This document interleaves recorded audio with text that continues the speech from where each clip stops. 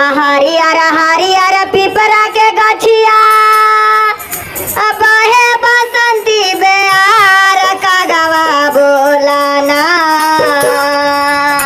बयाई है शिवा गुरु हमार कागवा बोलाना। हरियर हरियर पिपरा के गछिया बहे बसंती बेयार कागवा बोलाना।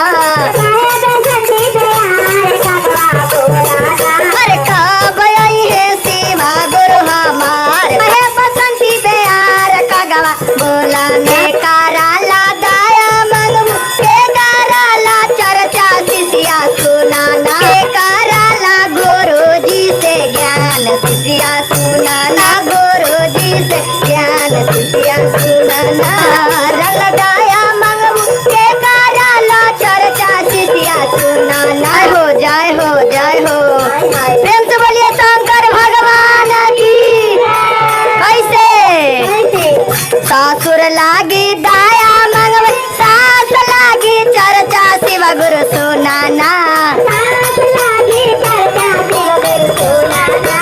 सासुर लागी दाया मंगव सास लागी चर्चा शिव गुरु सुनाना।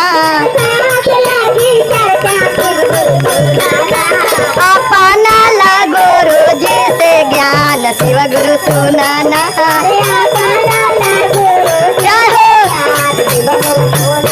हरियर हरियर पिपर के गछिया बहे बसंती बेयार कागवा बोलाना।